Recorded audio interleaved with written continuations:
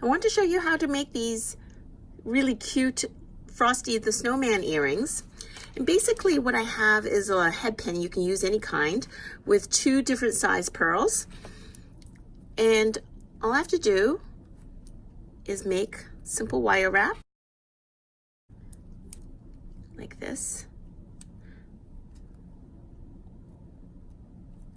I trim it. And the great thing about these earring hooks is all I have to do then is slide them on like this. You can press it tight a little bit, tighten it.